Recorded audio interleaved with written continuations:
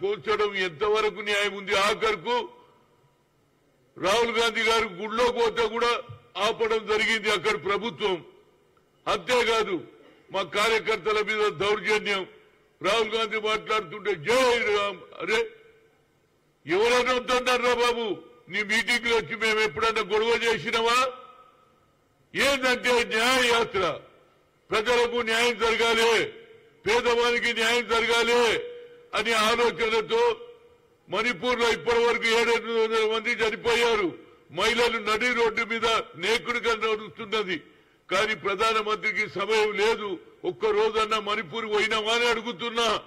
ఆయననట రాముడు అయిపోయాడు, రాహుల్ గాంధీ ఏమో రావణుడా? ఏం మాట్లాడతావురా బాబు? నువ్వు ముఖ్యమంత్రివేనా? ఇంత చెంచాగిరి అవసరం లేదు అంటున్నా.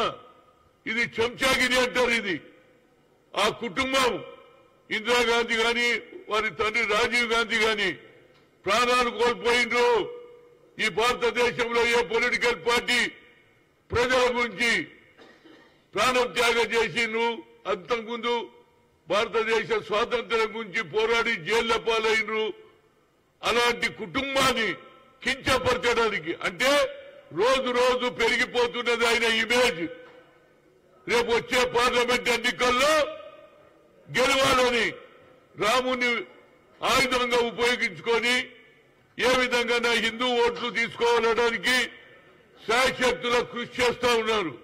దాని మీద నేను దీన్ని ఖండిస్తున్నా. రావణుడు అనే మాట ఎట్లొచ్చిందో అంటున్నా.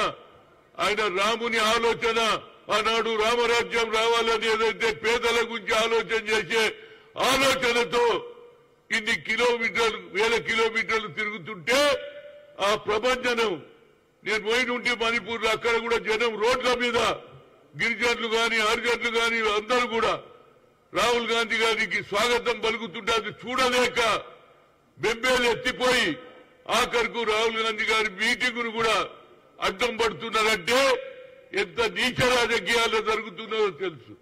అంతేకాదు ఇవాళ ఏది భద్రాద్రి రామస్వామి ఆయనకు కూడా ఇన్విటేషన్ రాలే. అక్కడ రామదాసు కష్టపడలే. రెవెన్యూ డిపార్ట్మెంట్ నుండి రామునికి సేవ చేస్తే జైల్లో వేసారు గారి వారికి రాలేదు. అంతేకాదు మరి మా దేశ ప్రెసిడెంట్ ముర్మురావు గారికి ఇన్విటేషన్ ఉన్నదో నాకైతే తెలియదు. కానీ ఈయననే అన్ని విధాల రామేశ్వరం పోతావు, అన్ని దగ్గర పోతావు, అన్ని రావుల గుడి పోతావు. కానీ తెలంగాణలో అతిపెద్ద రాముని గుడి ఉన్నటువంటి భద్రాద్రి రామస్వామికి ఎందుకు ఇన్విటేషన్ ఇవ్వలేదని అడుగుతున్నా.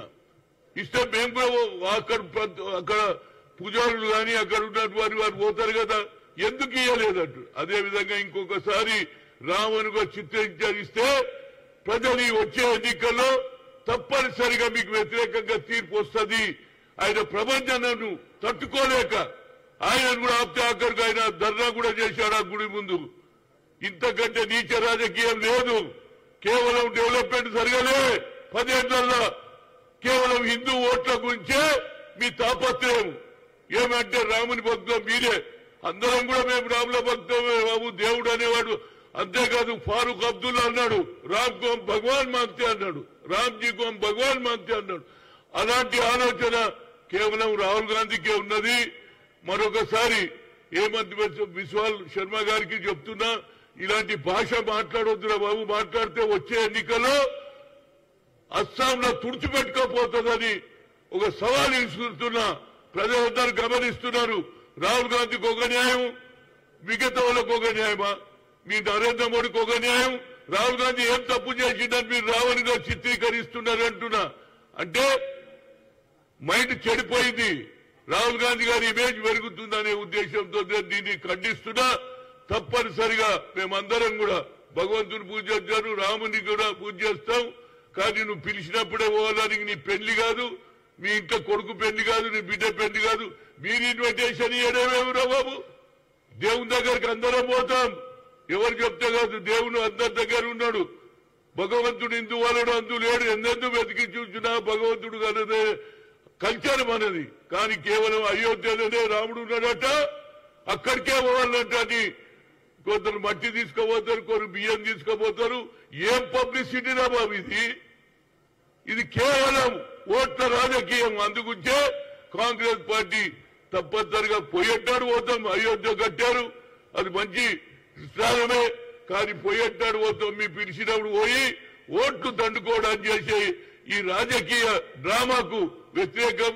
తప్పనిసరిగా రాముని నాకంటే పూజ చేసేవాడు ఆంజనేయ స్వామి అంటే రామ భక్తుడని అందరున్నారు. రామ భక్తులు చాలా మంది కేవలం రావణుడి చిత్రీకరించి రాహుల్ గాంధీని ఇన్సల్ట్ చేయడం, దీన్ని ఖండిస్తున్నా.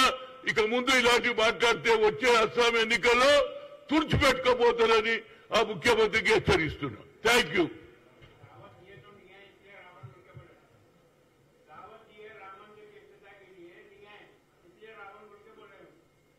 क्या बोल रहे रावण, क्या बोल रहे? रावण इस बात से बोले कि दावत दी है, आइए मंदिर को बोल के ये कांग्रेस पार्टी से रावण है, ये लोग राम को बोलते। मैं कांग्रेस पार्टी बराबर राम की भक्त है, भगवान का पूजा करते, मैं रावण का नाम बोलने की वजह से हम खिलाफ है। रावण देश को